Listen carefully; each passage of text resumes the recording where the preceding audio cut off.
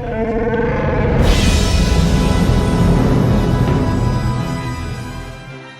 Force of Others, a Star Wars podcast.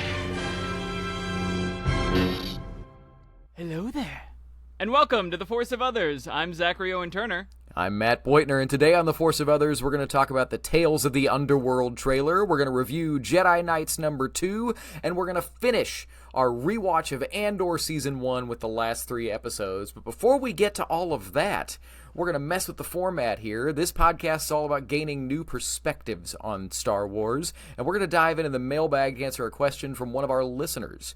Zach, this question comes from Brian Lawson. Why do only some droids have personality? So I'm going to give this over to you. I'm going to say something spicy. I think all Star Wars droids have personality. I do. Every single B-1 battle droid has maybe the same personality, but they all have a personality. Why'd you hit me? Look at that guy. You know, even in episode 3, which we just watched last week, we saw the battle droid B1 hit the other guy and be like, look, General Grievous is about to pull out 4 lightsabers. Look at that, you know? They all have personality. They're all programmed with it. I would say I don't think all of them do have personalities. Which ones don't?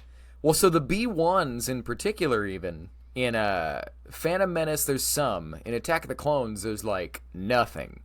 There is an in-universe answer for why on Clone Wars they're so like, oh no, why was I programmed to feel pain? And all that type of stuff.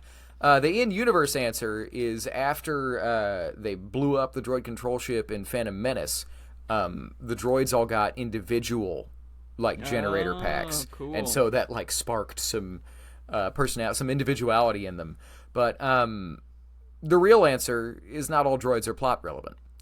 So they don't give them personalities. But if you look at, like, IG-88, even in the expanded universe, my man didn't have a personality. He was just a murder bot, right? IG-11, tons of personality. Yeah. R4, nowhere near as much as R2-D2. You know what I'm saying? A lot of them, they've got quirks, but I wouldn't say that they all have personality. So I would say that the more, maybe the real-world answer, not all of them are plot relevant, so not all of them have personality, but the fun in-universe answer, I think it could be as simple as what's powering them, and are they tied to a hive mind? I think it also could be programming. You know, like, there you go. You know, if droids are programmed to feel pain, then they are more likely to not get shot at, you know? If they're programmed to, if you're alone on a starship and the only thing you have to talk to is a little astromech, you're going to give it some personality, because otherwise you're going to go insane.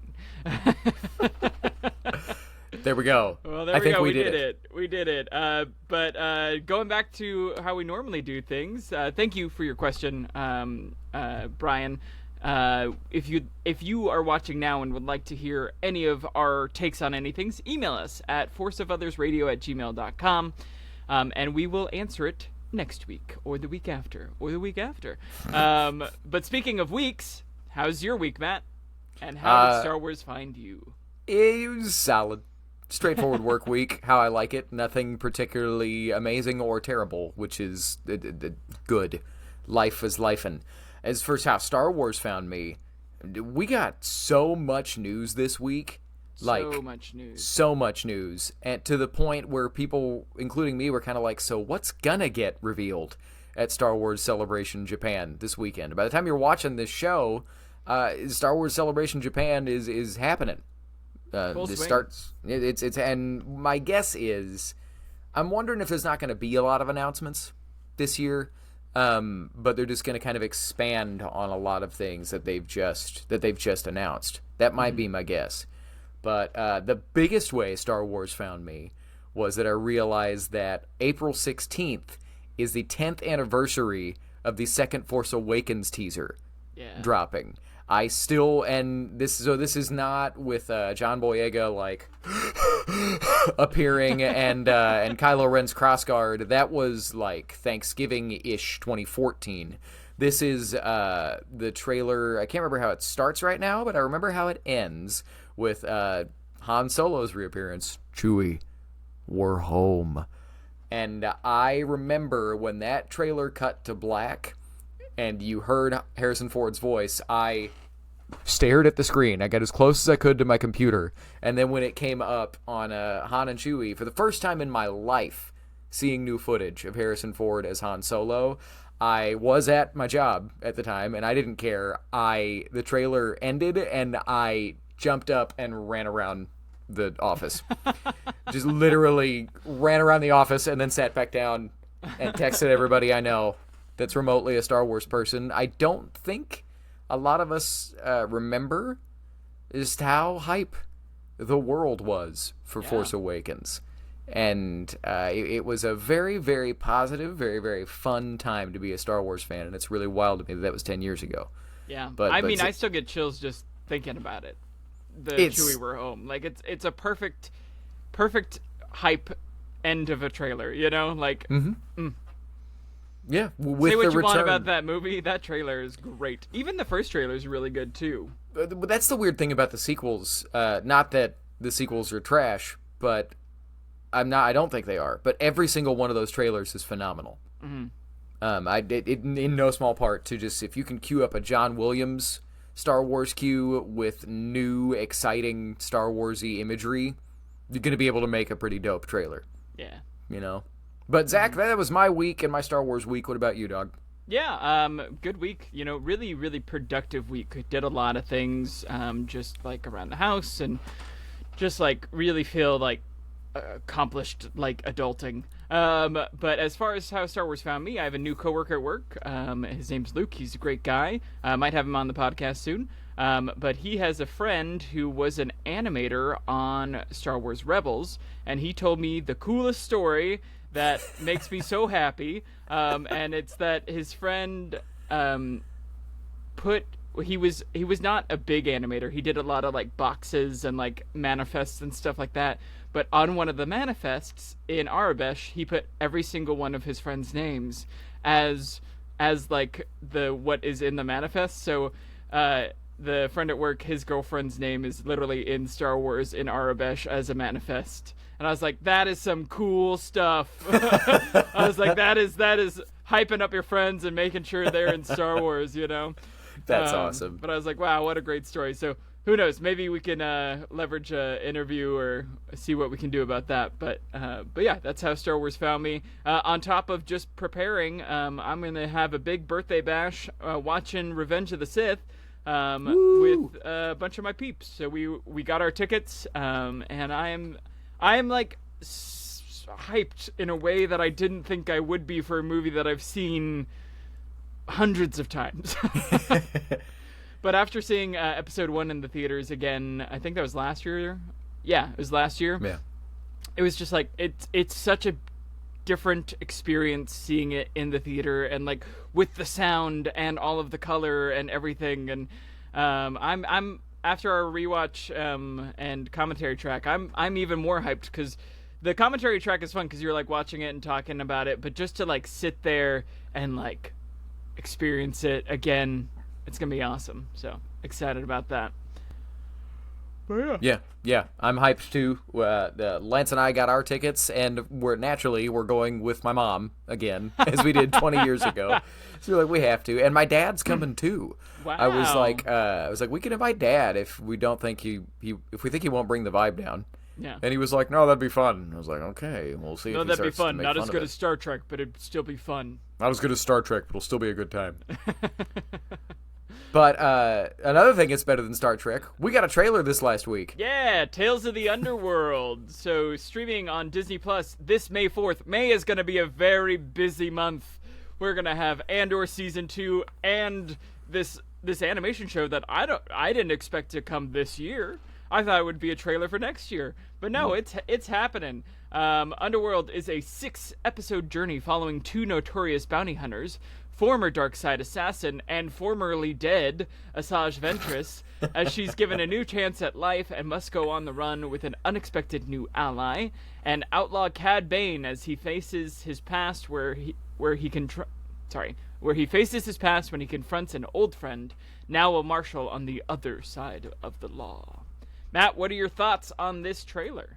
I'm stoked. This is continuing. This is the third annual Tales of the Blank short series that Disney Plus is putting out, written and produced by Dave Filoni. The legend goes that he wrote at least the Count Dooku Tales of the Jedi stories on a plane on some napkins because he just had a moment of just some random creativity. He was like, this is kind of fun. And he showed it to some other Lucasfilm people. Hey, look at this fan fiction I wrote. And they were like, we could do this. And he was like, okay. Sure. I'd love to play with the Clone Wars Chief tech. Creative officer. We could do this. He's like, yeah, I guess I could get the crew back together. So I like it. It's I also want to say I called it. I called that. I called this in October of this last year that they were going to do an Asajj Ventress animated story. So, but this is, to be fair, this is not what I expected. I thought they were going to do a Jedi Path show with Asajj. This might end up a jumping off point. It's entirely possible at the time you're listening to this, it has gotten announced at Star Wars Celebration this weekend, in which case I did call it. But but all jokes aside, I don't necessarily think this is a jump off point. I think this is a fill in the gap. It's the same way Tales of the Jedi and Tales of the Empire were not starting new stories. They were filling in gaps. Yeah. And like we oh my god, Barriss Offee. We'd spent years wondering what happened to her and if she's dead or not, and then her Tales of the Empire story ended with, is she dead again? Are we going to see her again? What's the deal? And then same with Morgan Elsbeth. I mean, obviously she's dead, but we saw what made her. And Tales of the Jedi, we saw some moments from Dooku and Ahsoka's story that filled in the gaps. I think this will be the exact same thing. Yeah. As for the Ventress resurrection of it all, because she died in Dark Disciple, supposedly the Dark Disciple author was approached by Lucasfilm about bringing back Asajj. Oh. But also, it has become clear that Star Wars things are canon until they're not. Yep, we got levels of canon again. We've talked about it before, just like Legends. Screen rules all, so, you know. Just like Legends, screen rules all. And that doesn't bother me. I'm hyped. I'm here for it. But, Zach, that's enough of me. What are your thoughts on this? Yeah, I didn't know I needed a Cad Bane backstory. I didn't know I needed it, but then I saw that trailer, and I was like, yes, give me more weird Cad Bane voice and, like, outlaw in space. We know how he died, you know, or did he, in Book of Boba. I think he's dead. But let's see how he became a bounty hunter and the most ruthless Jedi hunting bounty hunter in the Clone Wars. He's a great image, great voice, great actor. So I'm excited for that. The Asajj, Dark Disciple is a great book, and it is emotional and impactful, and it was supposed to be a Clone Wars episode arc. So bringing her back when they did it in Bad Batch, I was like, huh. I didn't love it. I love the actress. I love the character. But I was like, I don't know if I really like that. That being said, I'm totally in the bag to watch this show. And if they make a great thing, or even if they, like, mention, like, oh, yeah, I dated a Jedi once. You know, like, that's all they got to do for me. And then I'll be like, cool. Like, Quinlan Vos has always been a character that they go, hey, we're going to give you some story. Nah. You know? You're a really cool-looking guy. That's about it. So the thing I'm running into is her little apprentice in this thing. There's another Jedi with a blue lightsaber. So I'm curious to see where that goes, and if it's the full redemption of Asajj Ventress, or if it's just her doing what she has to do, you know? So, well, I think I trust in Filoni and the arc of his characters and where he wants to see them go. So I am in the bag for this. But speaking of things from far, far away, let's get on the cosmic, hyperspace, comic, cosmic. I don't know. What are you trying to say? I'm trying to figure out a corner or a title for our comics reviews. And I thought cosmic and comic would be, they're very close. So I don't know. You could just say Canon Comic Corner. Canon Comic Corner. Triple C. Let's send it over to Matt. Jedi Knights #2 came out a couple weeks ago now. We record this podcast on Tuesdays, so tomorrow Legacy of Vader #2 comes out, but we'll talk about that next week. My hype is very, very high for that. But this is Jedi Knights #2. I loved #1. Opening thoughts? I liked this one. Didn't love it as much. But this is Yoda and Vecna Mooncrest are dispatched to the moon of Viros to deal with the mysterious Atha Prime and his experiments. But Zach, what are your opening thoughts for Jedi Knights #2? Yeah, I think Atha Prime is a very interesting character concept. I agree with you. I really liked the first one. This one I was like, okay, cool. This is now... It felt like we were like, cool, in media res, start of episode 3. Now we're in the Senate setting up other stuff. You know, it's a little bit more expositional. But you got to have that as in a character arc. There was still lots of action. I still think Vecna Mooncrest is absolutely toast by the end of this series. But yeah, my opening thoughts are interesting concepts. I don't know if I fully love all of them. But overall, I'm still in the bag for reading the next issue. And we got some Yoda, and I always love some Yoda. What are your opening likes?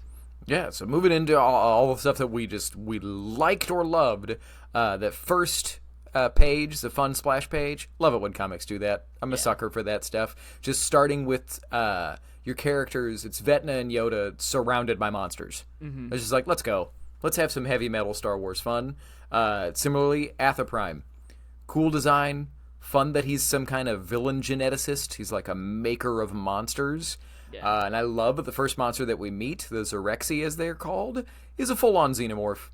It's alien in Star Wars, and they weren't even subtle about it. Like, when the first time you see him, when it lands in, like, that pose with its tail, I was like, oh, cool. They're steering into that this is a xenomorph, and I think that's fun. I liked Yoda and Atha's mid-duel debate. Mm-hmm. Who gets to use their martial power to right wrongs and who doesn't. It wasn't particularly deep. It was just a couple lines. I was like, yeah, it's cool. That's enough for him to not just be a mustache-twirling bad guy.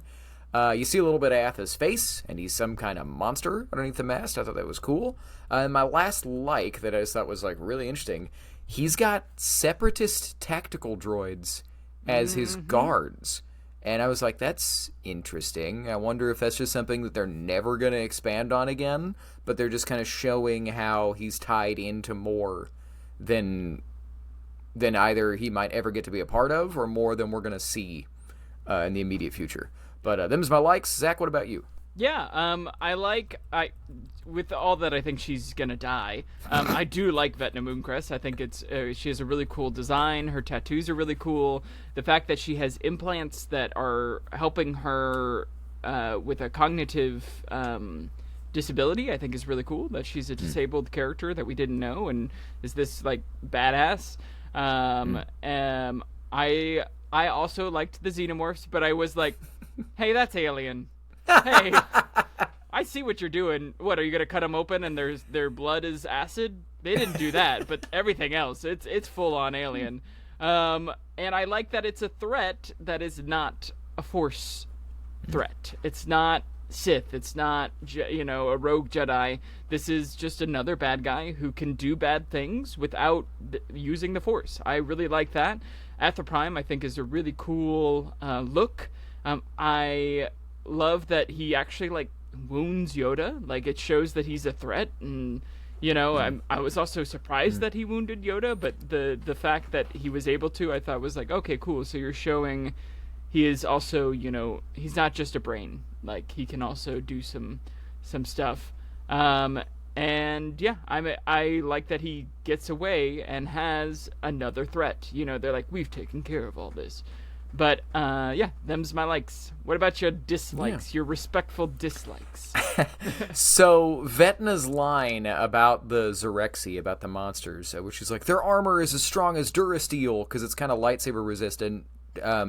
Just to put my Star Wars well actually on for the day, Durasteel does not block lightsabers. So I thought that was just odd. I guess then Yoda has to be like, attack them on their vulnerable underside. And I was like, okay, but Durasteel doesn't block lightsabers. That's not how that works. Get your lore right. It does take a while for Qui-Gon to, like, twist into that door. I suppose that's true. It's not just butter. I suppose that's true. Good point. My next dislike was the same thing that you just said. I don't really buy Atha Prime kicking Yoda's butt. Like stabbing him and then whacking him like a baseball and sending him flying. It just, this is the same Jedi that took Dooku to school. Mm-hmm. Who's this guy that's doing that? Like, I just I thought it was weird. And then just a kind of a tonal, philosophical dislike. I don't like the Jedi slaughtering all the creatures. I much prefer the Ezra Bridger interpretation of the Force and what Kanan's trying to get him to do to bond with the creatures, to make a connection. And it doesn't always have to be violent. They're just like, nah, kill them all. They're mindless monsters. And I'm like, But maybe that's the Jedi of the era, and that's doubling down on the point of this whole thing. But that's it. What about your dislikes? Yeah, I wish that they had just gone a little bit away from the xenomorph. Like, I get that it's a nod, but like I think it's too much of a nod for me. Like, too similar. But I do like that they're, a monster. I dislike how much thwacking there is, and I think it even says thwack. And it's like, and up to the plate, Alpha Prime, and Yoda goes out to center field. Like he just is baseball batting him all over the place. So I agree with you there. I also was curious why Yoda and Mooncrest are on this mission together, but I guess that's just me, but yeah, I disliked, I was like, I don't get the pairing, so I want just a little bit more backstory of why the pairing. I guess it doesn't really matter, but that's something I was like, these two characters, interesting. And then, yeah, I dislike that we saw Alpha Prime's face in the first comic that we see him. Like I want that to be revealed later. It felt a little bit too quick. It's like, hey, he wears a mask and he's very cool. Also, this is what his face looks like right away. It doesn't matter. He's also a monster thingy. And it's like, okay, cool, that's cool, but can you save that for the next issue? Like, to be fair, give me a little mystery. You didn't see his whole face. You saw that he's got like some fangs, and you saw like one eye. Yeah, he looks exactly like the monsters that he's making. Yeah. Like, I don't know. I was like, come on, give me a little mystery. Keep me guessing what he is. Like, show a claw hand, or like show like, I don't know. Don't show me his face right away. Cool. All right. Any discussion points for you from the? Sorry. That's it for my dislikes. Sorry. All right. So similarly, I'm curious what Vecna's congenital condition is. Because she doubles over. Yeah, she says certain types of radiation affect her implant's ability to like work, and it's staving off something. She doubles over in pain and like can't focus. Yoda tells her to call on the Force. She calms herself, but I'm just curious what it is. I don't know. Yeah. We'll probably get that answer eventually. This is more of kind of as just like a lore nugget. I've talked about it on the show before, but the real world origins for Atha Prime are strange. In 1986, action figure designer for Kenner, the company that produced the original Star Wars toys, right? Kenner designer Tim Effler presented Star Wars The Epic Continues to Lucasfilm. It was a proposed continuation of their action figure line that continued the Star Wars story beyond the movies. Because this was 3 years after Return of the Jedi, and there was no real, like, Star Wars in sight. Like, droids and Ewoks were out. Some more money, please? Yeah. And so, but it was just an action figure line, not attached to any type of narrative, but there was a narrative from the toys. Atha Prime was the primary villain. He was envisioned to be a remaining clone master from what they kind of all thought the Clone Wars was at the time, where it was that bad guys had made clones and like loosed them on the galaxy, and that Palpatine's death freed Atha Prime from imprisonment, and so now he's the next person that like Luke and Han and Leia and everybody have to deal with. And over the years, several authors tried to canonize him in Legends, and it was always blocked or stopped. But for some reason in canon, they were like, who cares? Could just be that it's been long enough. I don't know. But and then my last discussion point, just with the Separatist tactical droids, I might be making too much out of nothing, but this dude's got to be funded by Palpatine, right? Like, gotta be. How old is Palpatine in this run? Well, this is shortly before Episode 1. Just looking at Qui-Gon and Obi-Wan's age. That's true. And I think it might even have said in some kind of promo material somewhere that this is in 32 BBY. Gotcha. So, right before. Yeah. So it's it's button up against Star Wars Episode 1. Yeah, I don't see why he wouldn't be. I mean, he is a geneticist, and he's setting up the clones. He's setting up, he's the ultimate puppy master, as Matt likes to say. As I've accidentally said. Many times. Yeah, that's true. So he's setting up contingencies left and right, So I wouldn't be surprised if, at the end of this, we see Afa, maybe not kneel because he seems very regal, but have a hologram conversation with a cloaked figure. I would get hyped. Yeah. All right, but what about your discussion points? Yeah, I want to know if it stung when you saw the name of the pilot. Nice little nod to Episode 1. Trivia I got wrong. Maori Matakor and her ship, which is the captain who gets blown up in the first 2 seconds of Phantom Menace. She is in there. What do you think? I was curious what you thought about the design of the droid that is the Major Domo. The horse-looking design, Yeah, it was a little weird, and it had kind of like a mohawk type of thing. It was. I liked that it was new and different, but it did seem strange. And then my last discussion point, we haven't talked about a whole portion of this comic that was kind of shoved in there, which is the Qui-Gon Obi-Wan scene. Obi-Wan talking about seeing the future, and he's like, "This guy killed you," and he goes to the archives and finds the killer. We finally see that killer unmasked, and what do you think of that alien? Weird. Yeah. It looked familiar, and I didn't keep that picture. I just texted it to you. Oh, well then I'll look up there. Yeah. Hold on. It's got ridges on its forehead. It's very Asajj Ventress coded for me, I feel like. I mean, it might just be that it's bald. But oh yeah, no, I don't think we've ever seen this before. Yeah. It's cool. It is cool. I was wondering if it was a nod to anything that I didn't know, but if you don't know and I don't know, then it probably could still be a nod, but who knows? I don't recognize anything that looks like a make 'em up. Yeah. Which is cool, but yeah, I don't know. I'm curious where that goes, and I'm curious about if they're going to say anything larger about Jedi seeing the future, right? Because, obviously, Qui-Gon does get stabbed. Yeah. Spoilers almost for Star in Wars the exact Episode 1. same position, too. Yeah. So I'm just curious if they're going to comment on that with this story. Or if it's just he saw the future and it's not going to come to pass. Or Qui-Gon does get stabbed and they work it out somehow and they don't even acknowledge that it's going to happen later. Maybe that's why he dies, because he's already been wounded there. And we've seen 4 other people now get stabbed in the center. Maybe. Oh, I hope not. That would be so silly. Yeah. But you got other discussion points, or are we closing up? That's it for mine. Closing thoughts for you. All right. So my biggest I liked it. I'm curious to see where it goes. But my biggest was the preview for the next issue, which is just the most heavy metal, preposterous, 80s Star Wars thing.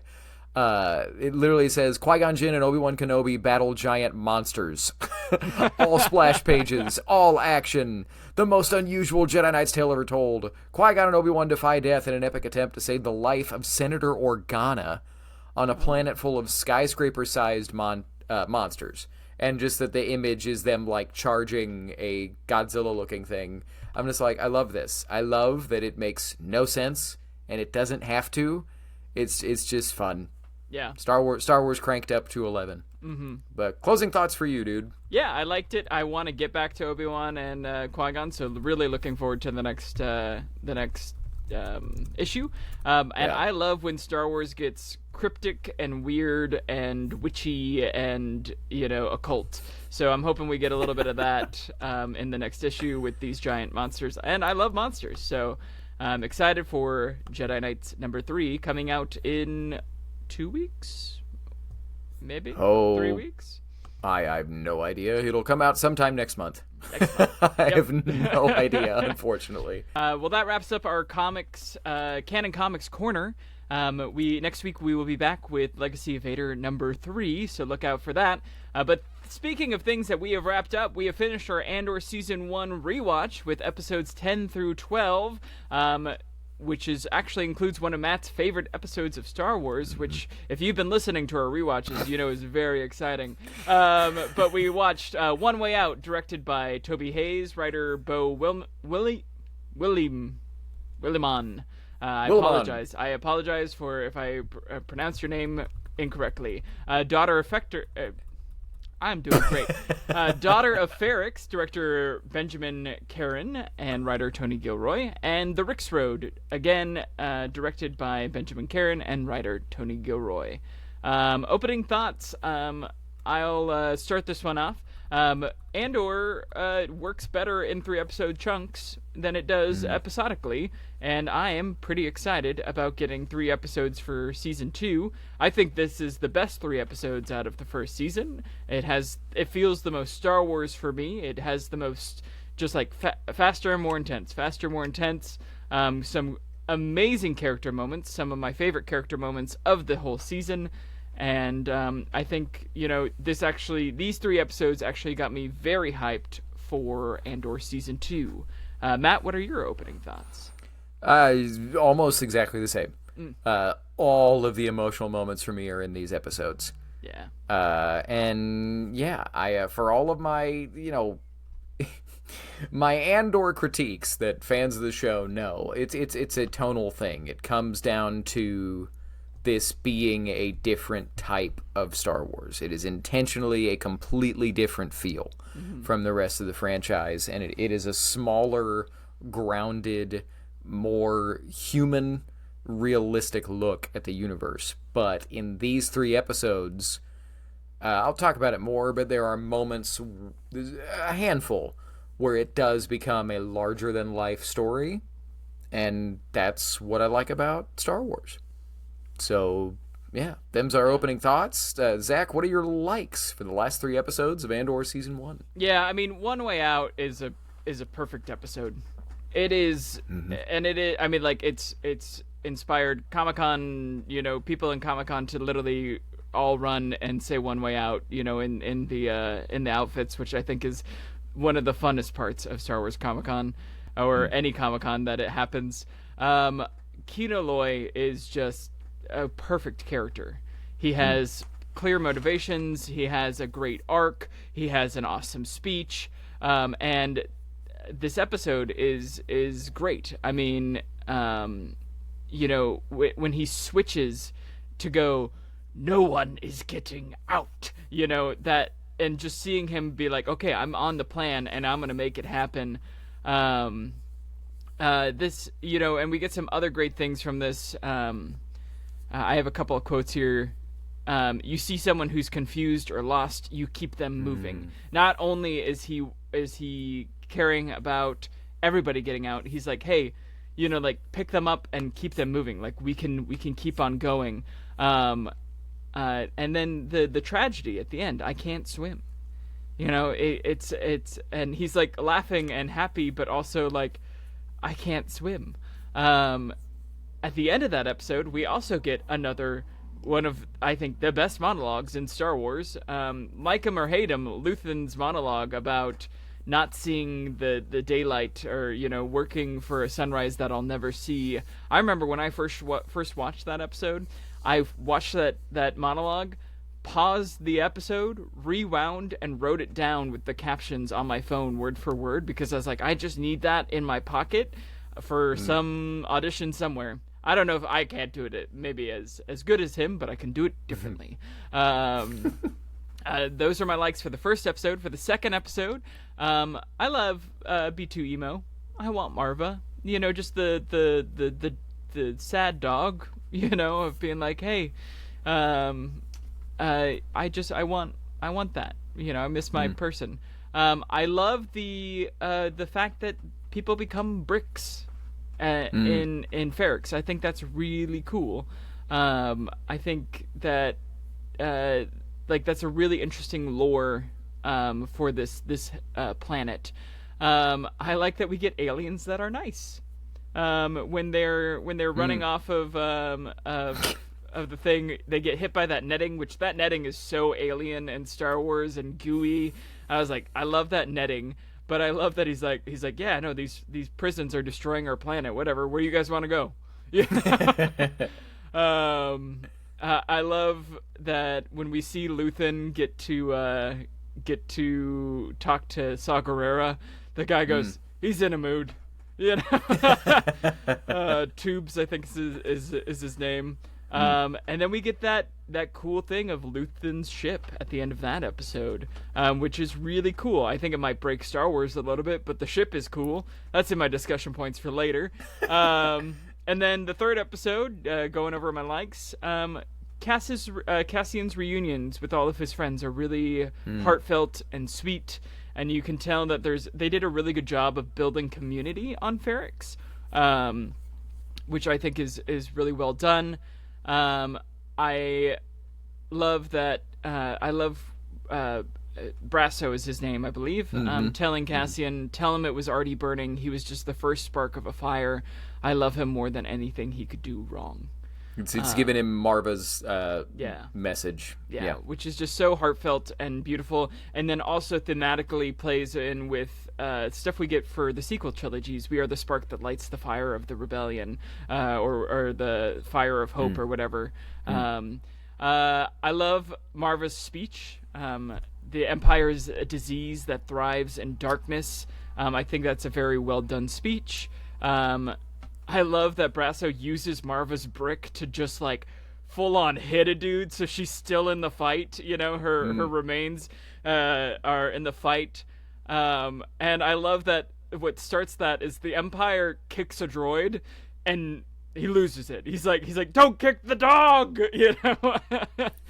I love the little bell tower sequence that we get with the guy sparking the rebellion and he kicks the stormtrooper off the top, just like people.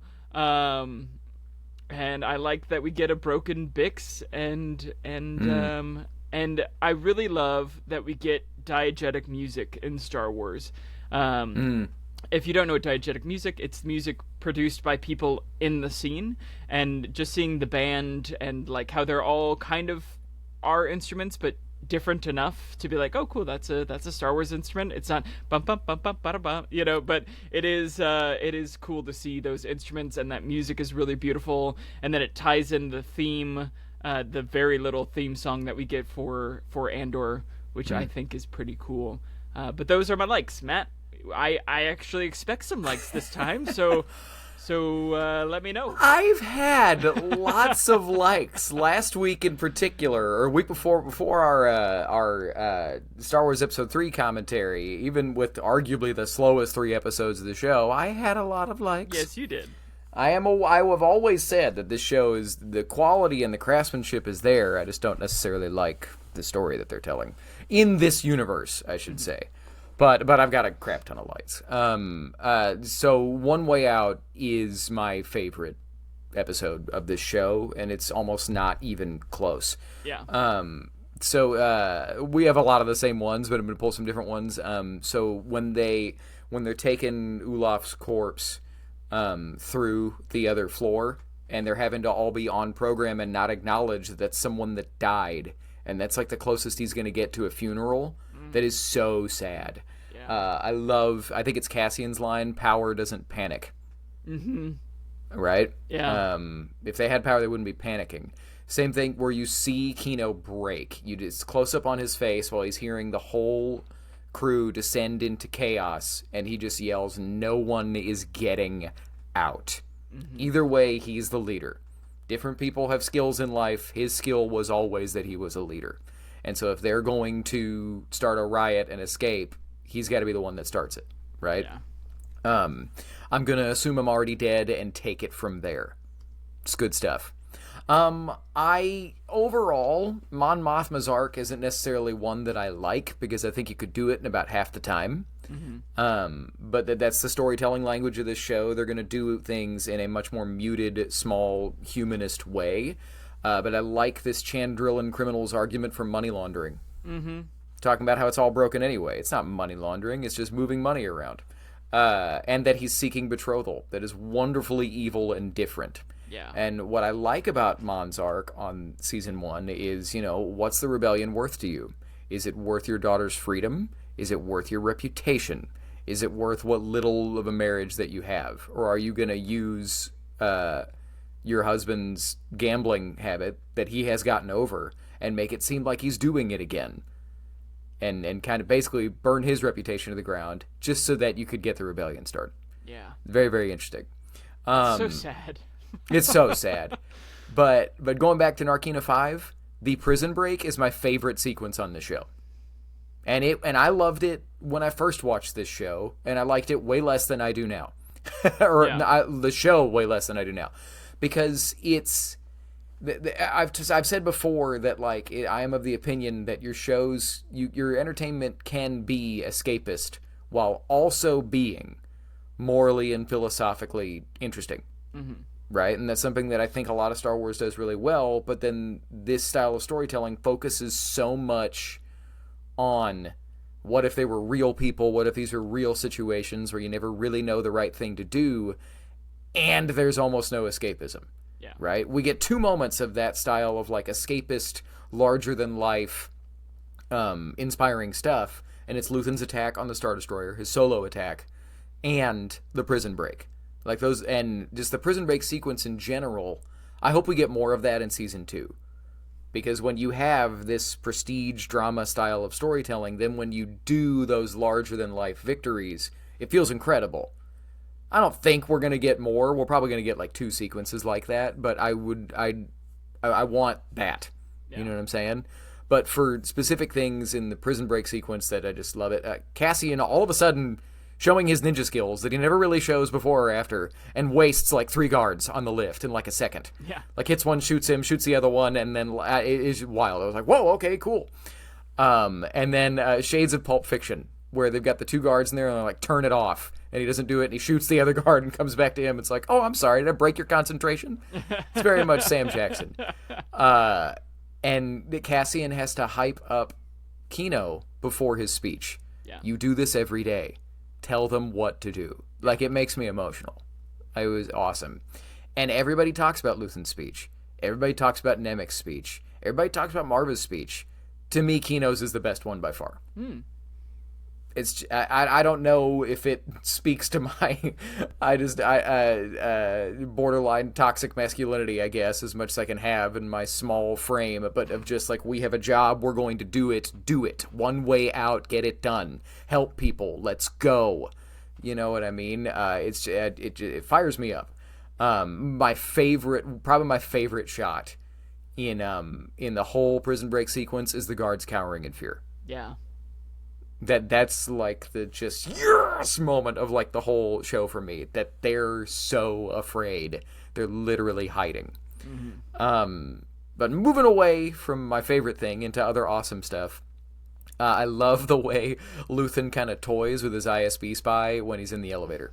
Yeah. When you're just hearing him through the earpiece and you're learning oh, he's been a spy this whole time, interesting, cool, he's working with Luthen.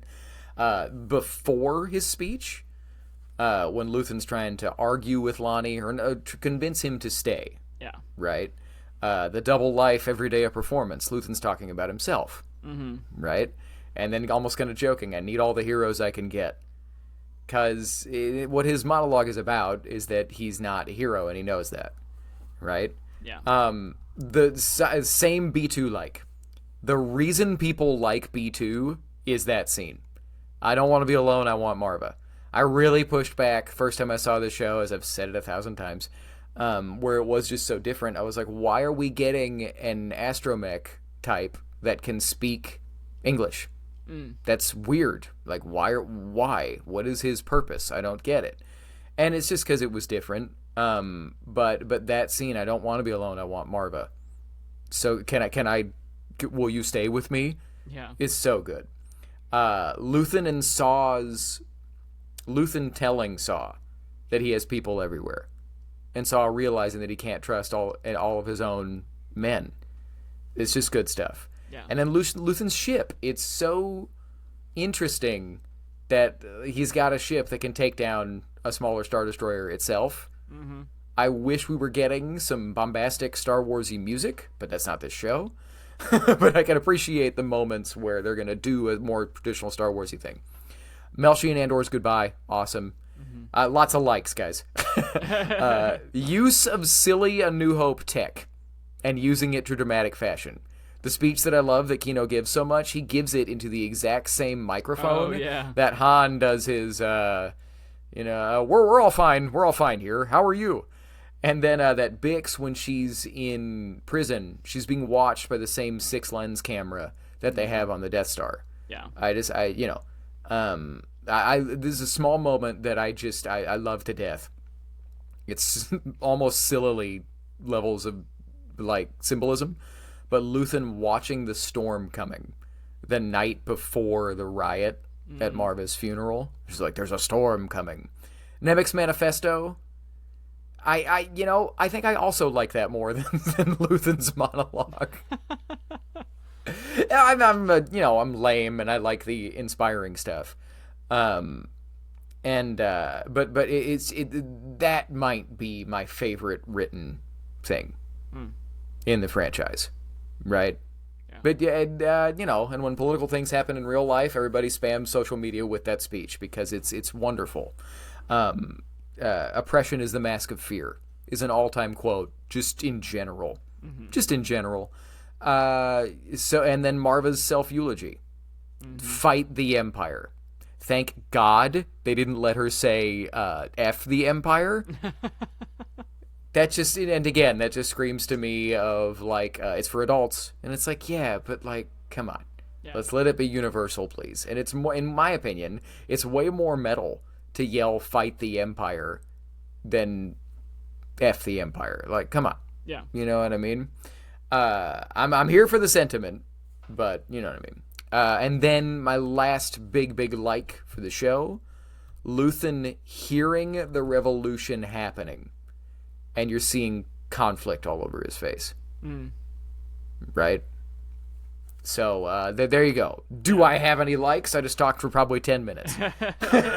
So moving into our last respectful dislikes for Andor Season 1. Yeah, I actually have more than I thought for these 3 episodes. Okay. I really dislike that they only disabled the prison. They're like, it'll take a month for us to re-up this prison. It's like, okay, why not destroy it? Like, why not, permanently, it's like, oh, no, it's going to come back. It doesn't matter. You guys are going to get out, but the prison will still be here. I wish it was a little bit more influential than just like, hey, we're all going to get out. But guess what? I don't care, because the Empire's like, whatever, we'll bring in more people, and a month later we'll be back up and running. Like, it feels like it's a little win rather than the big win it could be. Like, it's not destroying the Death Star, it's being like, okay, cool, Death Star is still there, but I took down the laser for a week. Like, that's the way it felt for me. Luthen's speech is great. There is one line that always gets me that I dislike. Your investment in the Republic is epic. Epic for some reason just feels wrong there. Like, I don't know what it is, but like every time he says it, and he's a great actor. He's doing a great speech. The speech is amazing, but there's something about your investment in the Republic is epic. I don't know. I don't know if it's because my little brother said epic a lot in high school, so I'm just like, all right, cool. That's a kid word. Not a kid word. I love you, Trey, if you're listening. Yeah, but like, I don't know. It's just, it feels different. It's something about it really hits my ears. I really dislike at the end of that first episode that there's only 2 of them on the beach at the end. It feels, again, like we had this big win, everybody got out, but guess what? Only 2 people got out. Like it takes the hope that we get, and it completely, like we only see 2 people get off planet, and so it's like, show me them getting into a ship and getting away, because they had man on deck, so there could have been a ship there that, you know, a bunch of them could have got out. I really dislike the garbled Zoom call we get between Cyril and the officer that's there. It's like Cassian Andor. It's like, sorry, I'm on the phone at work. I'm like, come on, like, I already have to sit in this apartment that I don't want to be in for this 10-minute scene. Just like, I don't know, like, you could do it once, but it was just like, okay, cool, like, great, you know, cool, real life. It was too real. I was like, I don't, like, just have him send a letter, you know, like, or something.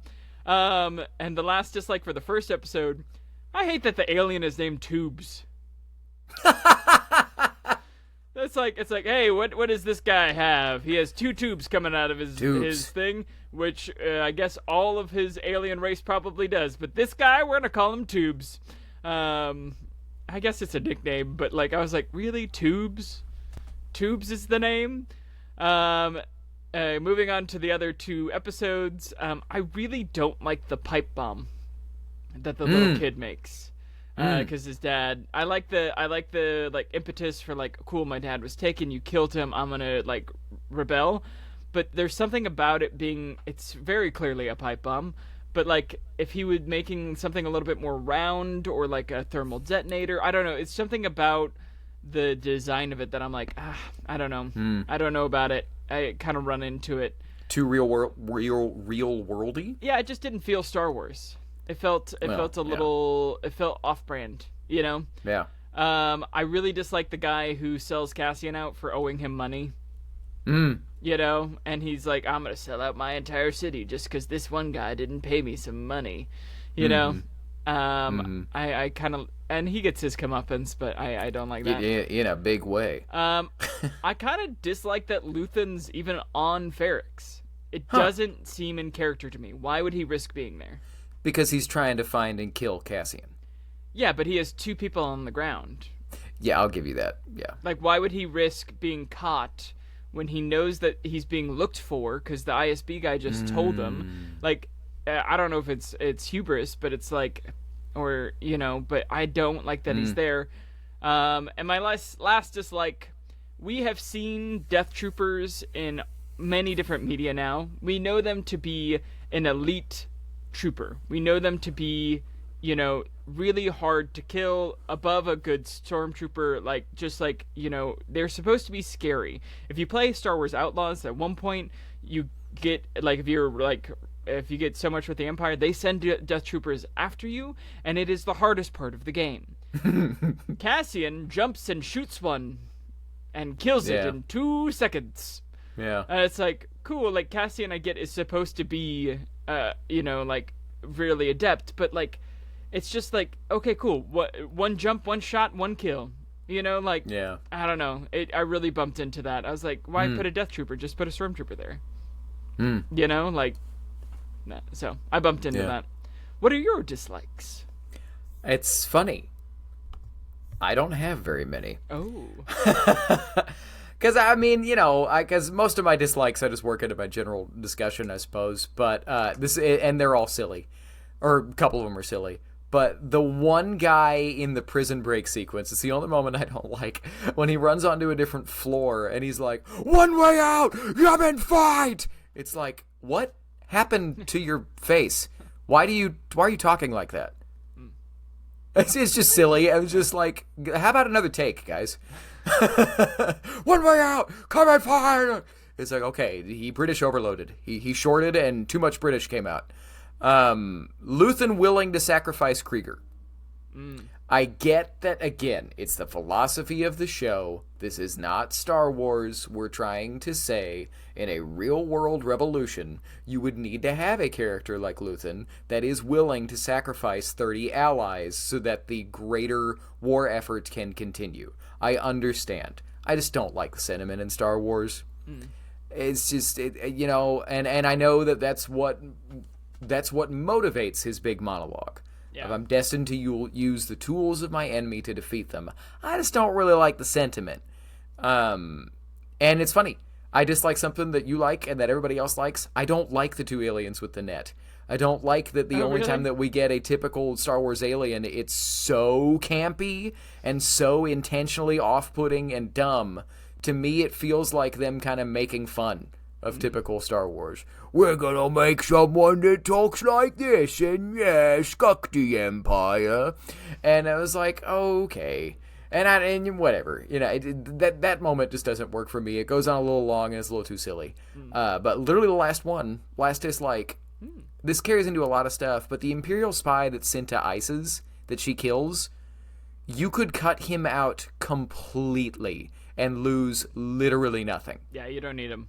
It's just so... I get that it's to give her something to do, but I would rather have a shorter episode and just have her not show up again. Honestly, we don't need her. You can cut her, too.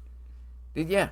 It's just... It didn't... There wasn't a choice that she made that justified her presence. You could have Vel do the same thing, right? The actress does a great job, and it's all shot well. I just don't care, and I find it boring. So, okay.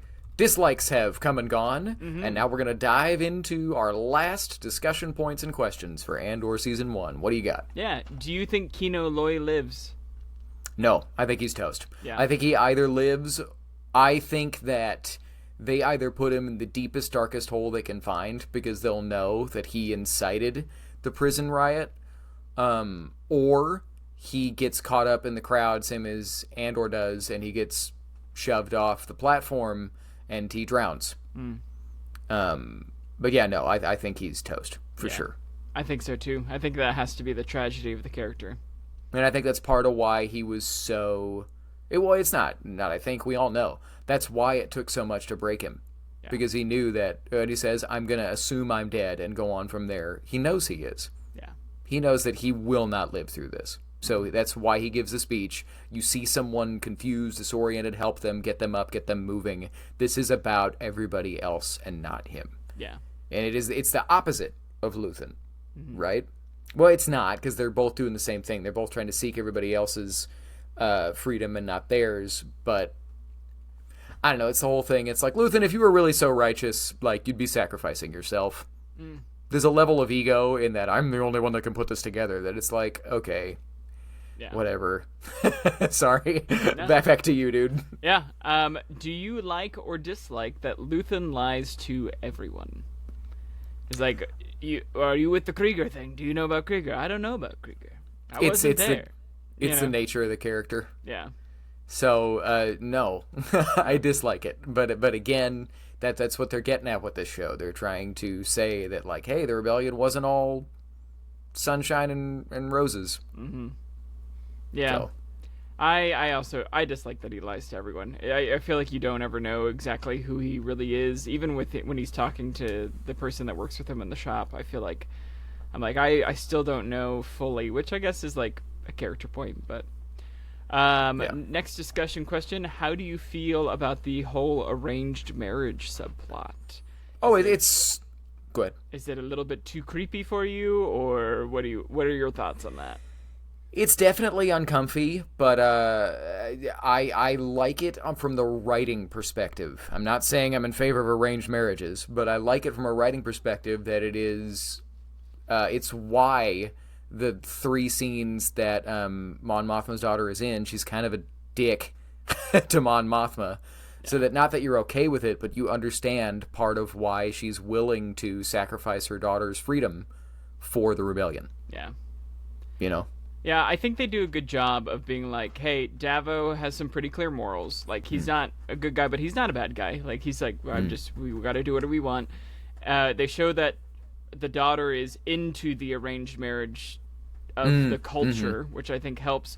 And then Davo is also like, we're not arranging, we're just letting them meet. Yeah. And what happens. But my son's really attractive. But I do think I think he is a bad guy. I think he's a bad guy that's just written well. Yeah. I think he's very similar to Palpatine, right? That he can twist the wrong thing to make it sound like it's not that bad. Right? Yeah. Anyway. And I previewed it earlier. Do you think Luthen's ship breaks Star Wars? No, I think that when they have shown that he is as super rich as he is, I think that's totally possible to have a ship that's that good. No, not at all. You know what I mean? But if the rebellion could get one of his ships and take down multiple Star Destroyers, why wouldn't they? Well, because I think that's how special this ship is, that there's one that's that good. Yeah. There's literally one, and there ain't no way it makes it out of Andor Season 2. Yeah. Right? It is a really cool ship. I just when he takes down the whole thing, I'm like, what? Well, it's what makes a Death Star cool. Yeah. Right? When there's one, that's really cool. When there's a fleet, okay, it's hard to keep these stakes at a level that are still interesting. Yeah. Right? Yeah, that's true. And my last, I had to throw in a levity discussion question. If the hotel is the headquarters, where are all these people staying that are coming in for this rebellion night, Okay, let's get, okay, I'm showing up at rebellion night. I'm bringing all the buds. It's going to be sick. Yeah. We're going to march for Marva. That's There's funny. so many people coming into Ferrix that night, and the one hotel, not a hotel anymore.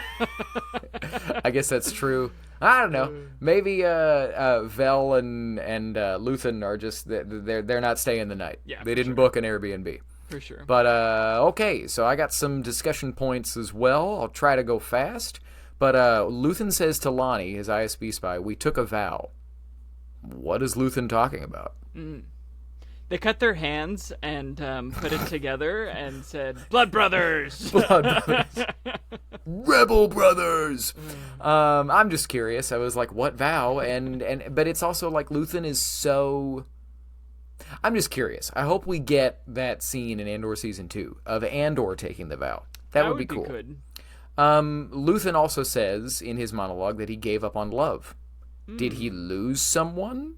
Or did he leave someone to take up the cause? I hope we never find out this answer, but what do you think?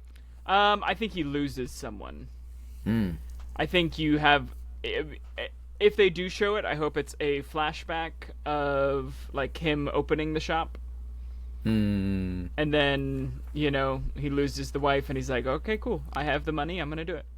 I hope that happens only because I want to see them double down on the performance that he gives in the shop is very much who he used to be. Yeah. That's him. And then the character is mumbling around like this and looks sad and is doing bad stuff happened when the love of his life got gunned down in front of him. Yeah. Right? But yeah. Just side lore nugget, the radar dish Star Destroyer that Luthen takes out is from concept art from A New Hope. Oh, cool. It's one of the original designs of the Star Destroyer.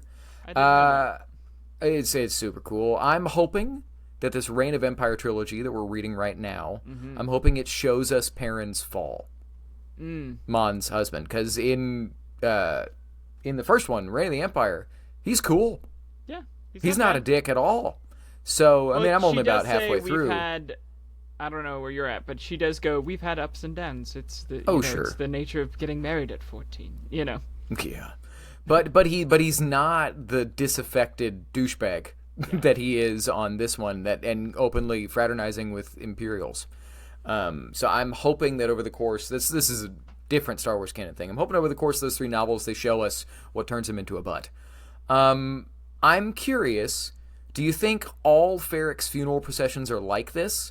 Or is it just that Marva was a daughter of Ferrix and was that cool? Like, they fill that street with people. That one wide shot, there's people almost as far as you can see. Yeah. Is every funeral procession like this, or is it just Marva Carassi Andor? I think it's just Marva. I think it's like a former mayor type situation, or like a former community leader. Everybody talks about it. She's like, oh, she's sick. Like, oh, we need to get the daughter of Ferrix, Yeah. I think she was a person, like she was an important person in this community. So I dig it. I think so too. So now my last 2 discussion points are some shots from the season 2 trailer. Ooh. We see the same partisan base, Saw Gerrera's base, with a dead man on the floor and X-Wings taking off. Does Saw find Luthen's mole and kill him? And that's the body that we're looking at. And is it actually tubes? It's not. He's in Rogue One. Yeah. I don't know. There could be another alien named I'm pretty sure it's just... Tubular and tubes. I think yes, or it is Saw. Or not Saw. It is Luthen. Maybe could Saw's be the one that kills Luthen. I think we see a face, but I don't remember. Yeah, maybe he does, and that's what makes him, makes go him even leave. more lies, deceptions. Bo-Gullet will find the answer. Bo-Gullet.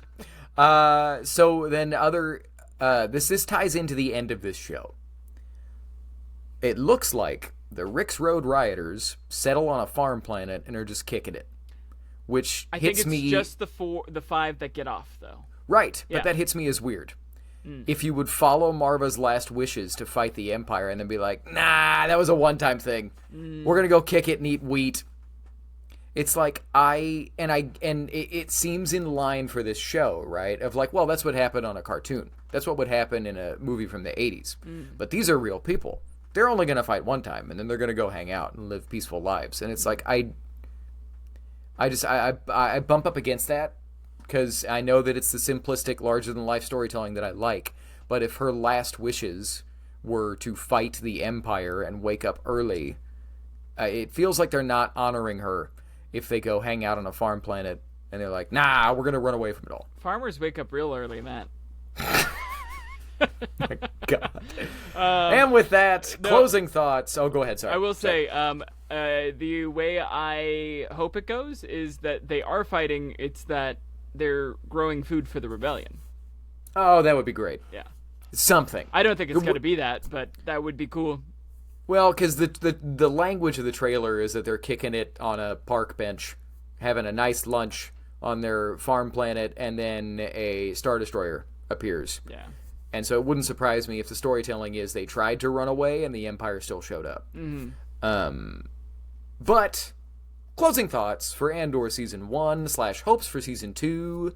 Zach, we're going to you first. Yeah, I hope Season 2 moves so much faster than Season 1. I know we're getting 3-episode chunks, so it might feel faster.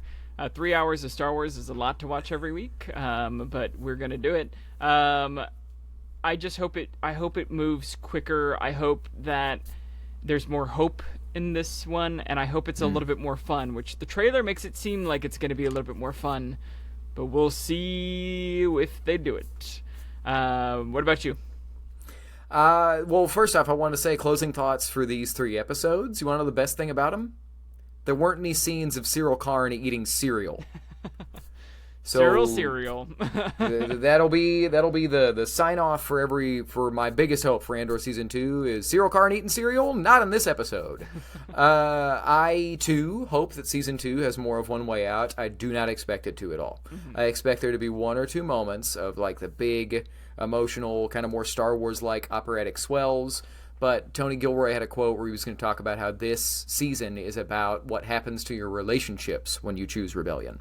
It's very much like what happens to the people that you care about and yourself and all the things you have to sacrifice. It's going to be the same. And that's the style of this story. I don't think we're going to get a faster, more intense thing. I think we're going to keep it with the slow moments of tension, but a slow grind of real people building up to less than 5 moments of kind of major intense events. But I would love to be wrong.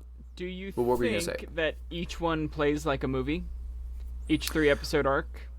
See, And if so, then you gotta have rising action, climax episode 2, falling action, but I would say that the arcs of this season don't all feel like a movie. That's but true, when you they talk to don't. Tony Gilroy, he said, well, we've made 8 Star Wars movies in 5 years. That's what we intended to do, and that's what it feels like for me. So, no.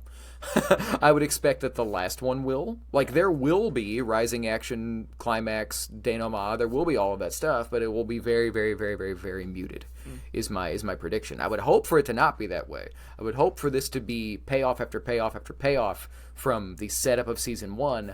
I just don't anticipate that because I don't think that's who Tony Gilroy is as a storyteller. Yeah. I think he wants to tell a more muted story.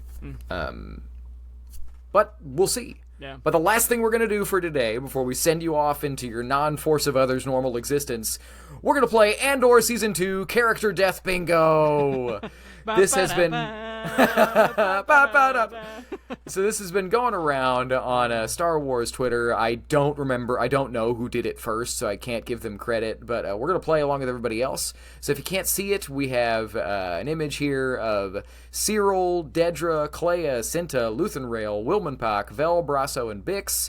These are all the characters that have not shown up anywhere else in Star Wars storytelling. And Zach, you put your predictions down right now. Yeah. This is the last episode without any Andor out. Who do you think is dead? Okay, Season 2?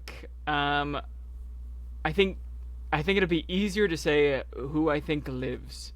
I think most of these people are dead. I think of the people that live, it's gonna be Dedra. Okay. Brasso, but that's just my hopes. And Dreams, I think he actually is dead, but I want him to live. So I'm going to take that away. I think he's dead. But because you can't have that relationship not pay off, you know? But I hope he's alive. So the only two people I think really make it out are Dedra and Vel. Okay. I think everybody else dies. Cyril has to die. Gotta be dead. I think that turns, because we've seen some like romance between them in some clips. I think that turns Dedra even harder into one of the heads of the ISB. I think I always forget her name. What is Luthen's assistant? Clea. Clea, totally dead.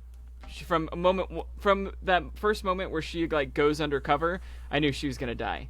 I think the pipe bomb kid dead. I think Bix has to die because you can't have any romance options with Rogue One. I think Luthen is set up to die completely. Brasso, I think, dies as well with Bix, and I think you set up that whole, it turns Cassian harder and more, quote-unquote evil, you know. And then I think you have Vel live because I think you have her partner die, and that turns her to even more of a rebel. Because I think they're setting up, she's like, you have to give everything for the rebellion. You have to do it. That's what I'm doing. And in this season, she's not. She's like, I want to go away with you. I want to be with you. And I think the point of that thing is going to be that she goes, no, I do have to give everything just like she did. So. Yeah. What about you? Who's on your bingo card? See, I'm ready to say everybody. Yeah. I think they're all dead. For sure, though, Bix, Brasso, Wilmanpak, Luthen, they have to die. They have to. Because Cassian says to Jyn in Rogue One, you're not the only one that lost everyone. Yeah. Right? He has to lose everyone. I think Brasso dies early. I think Bix dies late. I think Cassian kills Luthen. That's my big prediction. Ooh, interesting. I think that Luthen uses Cassian to incite the Gorman massacre, which is going to bother me. And then, having had enough, Cassian will kill him. And they'll do a thing where Luthen will be like, this is what I wanted. This is what I planned for. Yeah. You should do this. Right? But I really, really think that every single one of these people dies. I'm tempted to just say everybody, but I could see Dedra and Vel living. Yeah. Heck with it. I'm gonna go all in. I think they all die. I think they're all wrecked. God, that doesn't seem... Nah, man, I'm gonna stick to my guns. They're all dead. Yeah.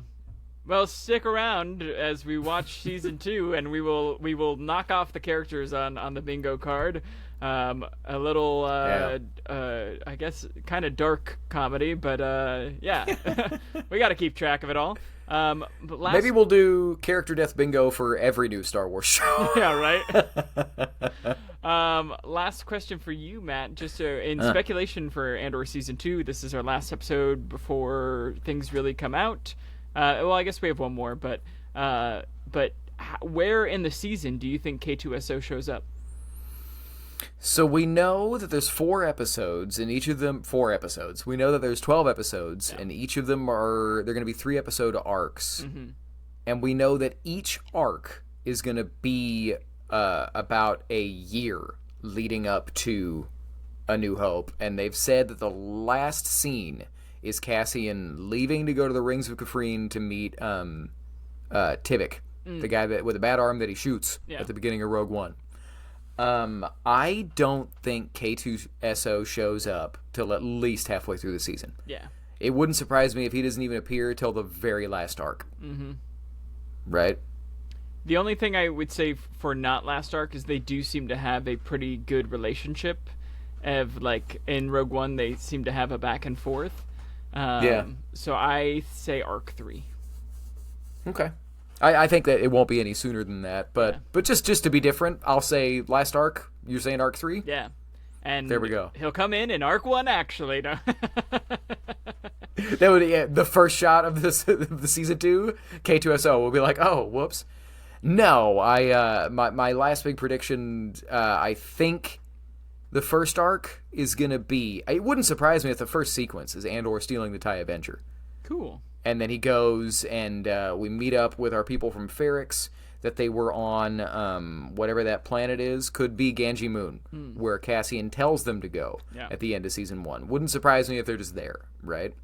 I really want it to be Dantooine, because the look of that planet matches the Rogue One concept art of Dantooine, but that doesn't strike me as their style. Would love that. Would love that more than Ganji Moon. And there is a former base on Dantooine, but it had been abandoned long ago. And if it turns out that it was the Rebel base, oh man, that'd be the coolest. Anyway, so, but I think that it's Andor stealing the TIE Avenger, and then he goes and he shoots whatever we've seen on that same planet, helps some of them escape. I think Brasso dies in the first arc. Because we all love him so much, and because he gets the dope moment of using Marva's brick to hit a stormtrooper in the face. I think he dies, and he dies soon. If this was a comic, he would eventually he would make it and fight, but he would have brass knuckles, but instead they'd be Marva's bricks. in a sillier version of the show. I think that Wilman Pock joins Saw Gerrera's partisans. Ooh, interesting. I think that he's got so much rage over what happened to his father, and if he's willing to build a pipe bomb, he'd be totally cool joining the terrorist side of the rebels. And I think that Bix and Cassian, Bix is his, like, partner both in rebel spying and potentially romance for a little while before she dies. But I guess I don't even know. And then I know they have said that there's going to be 6 episodes covering the Gorman Massacre. Wow. I think those are the middle 2 arcs. I don't think it's and that's part of why I keep thinking it's not going to be faster. If we're going to take 6 episodes to build up to a heinous like slaughter by the Empire, we're going to be moving at Andor pace, which is fine. At least we get them in 3-episode chunks. I expect to be yes. I do think that's going to help the show a lot. The biggest reason it's coming out 3-episode chunks, last sidebar, is I think they're trying to get the whole show out in time to be eligible for Emmys next year. For sure. That's why. Like, they could also be gaming the minutes viewed for, like, watch hours and stuff for ratings, but it's that they're trying to get it out for the Emmys. Yeah. I think they're doing the animated show at the same time to be like, oh, Andor will bring us people back to Disney Plus. Let's give them another Star Wars thing so they want to stay, Sure. Well, and May the 4th. Yeah, for sure. Right? That comes out on Star Wars Day, which will be fun. But, okay. Thanks for hanging out here on The Force of Others.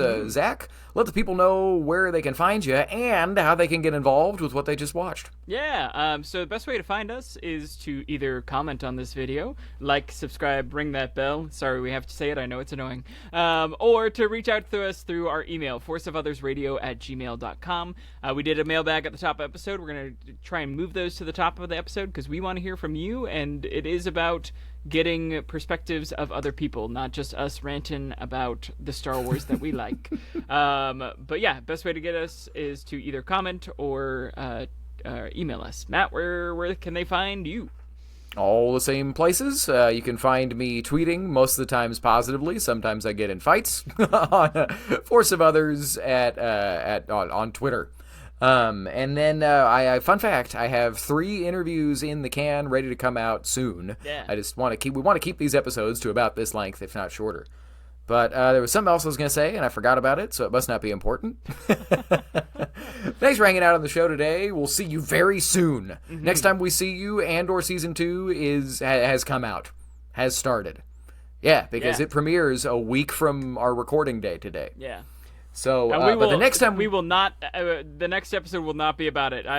We got to get some time to watch it. Sorry. we'll be a week behind, but that's going to give us time to let everything settle in. So we can have some give nice you time to watch it because it's 3 hours.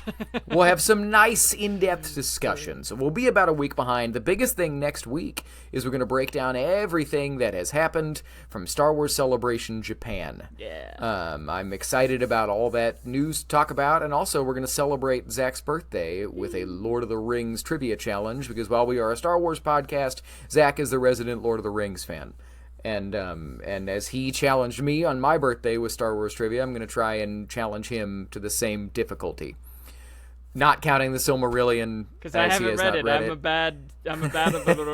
I'll keep it to the movies. I'll keep it to the movies so it's possible. Even if Andy Serkis is reading it, it's still a little slow. Yeah, I will never.